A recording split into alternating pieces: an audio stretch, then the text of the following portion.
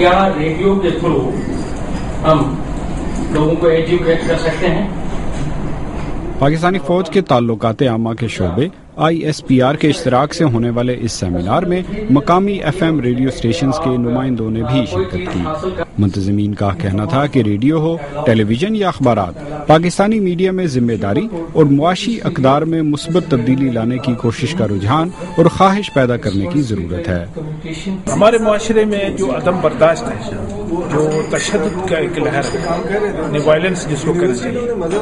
اب اس سلسلے میں مختلف سطحوں پہ بات ہوتی ہے کہ اس کے لیے کیا کیا جاتا ہے، یعنی معاشرے میں ہر طبقہ اس کے لیے کیا کردار ادا کرے تاکہ ہم اس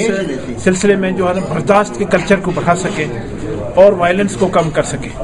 اس میں سوچا گیا کہ اس میں سب سے بڑا کردار جو ہے براڈ کاسٹرز کر سکتے ہیں۔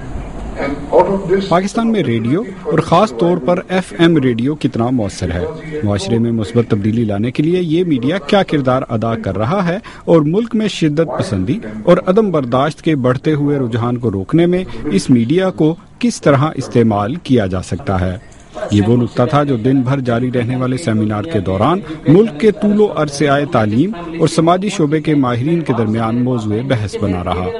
بعض ماہرین نفسیات اور سماجی مضامین کے اساتذہ کا کہنا تھا کہ پاکستان میں ٹیلی ویژن اتنا طاقتور ہو گیا ہے کہ صوتی میڈیا کے زیادہ مؤثر ہونے کے امکانات کم ہوتے جا رہے ہیں۔ تاہم بین الاقوامی اسلامی یونیورسٹی کے شعبہ تعلیم سے متعلق پروفیسر نبی بخش جمانی نے اعداد و شمار کے ذریعے ثابت کیا کہ دنیا بھر میں ریڈیو مؤثر ترین میڈیا کے طور پر جانا جاتا ہے اور ذرا سی توجہ سے پاکستان میں بھی اس میڈیا کے پوٹینشیل کو پوری طرح استعمال کیا جا سکتا ہے۔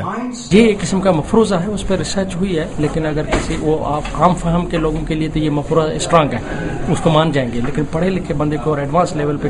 پروفیشنل لیول پہ جائیں گے کہ وہ ریڈیو کے پوٹینشیل کو اچھی طرح سمجھتا ہے اور ہمارے معروضی حالات اور ہماری گراؤنڈ ریئلٹیز کو دیکھے گا، اقتصادی معاشی سیاسی مسائل کو دیکھے گا، تو وہ مان جائے گا کہ ریڈیو بڑا اسٹرانگ ہے اور آسان ہے، آسانی چلان کیا جا سکتا ہے۔ پروفیسر احمد خان ڈیرہ اسماعیل خان سے آئے تھے۔ صوبہ خیبر پختونخوا کی نمائندگی کرتے ہوئے انہوں نے کہا کہ جب تک سرکاری پالیسیاں عوامی مفاد میں نہیں ہوتی، صرف میڈیا کے ذریعے معاشرے سے عدم برداشت اور شدت پسندی کو ختم نہیں کیا جا سکتا۔ افسوس یہ ہے کہ جب ڈرون حملے ہوتے ہیں، میں ان کی سائیڈ نہیں لے رہا، نہ ہی میں انہیں سپورٹ کر رہا ہوں، لیکن ایک عام سا سوال جب ذہنوں میں ابھرتا ہے، عام معاشرے میں بیٹھ کر بات ہوتی ہے، جب ڈرون حملے امریکہ کی طرف سے ہوتے ہیں انہیں کھلی اجازت ہے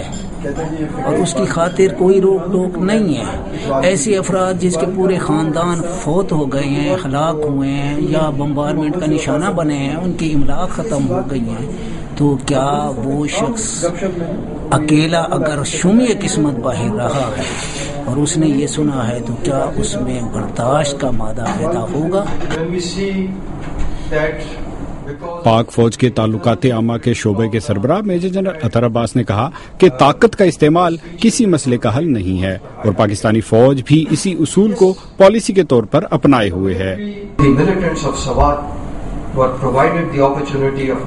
سوات کے شدت پسندوں کو مذاکرات کی 3 مرتبہ پیشکش کی گئی تھی اور تینوں موقعوں پر انہوں نے معاہدے کی خلاف ورزی کی۔ ان کے خلاف فوجی کارروائی صرف اس وقت شروع کی گئی جب ہمارے پاس کوئی اور آپشن نہیں رہ گیا تھا۔ سیمینار میں موجود ماہرین کا کہنا تھا کہ شدت پسندی اور عدم برداشت پاکستانی معاشرے میں جس تیزی کے ساتھ بڑھ رہے ہیں، اسے روکنے کے لیے چھوٹی سے چھوٹی کوشش کی بھی حوصلہ افزائی کی جانی چاہیے، اور یہ سیمینار اسی سلسلے میں ہونے والی ایک کاوش تھی۔ آصف فاروقی، BBC، اسلام آباد۔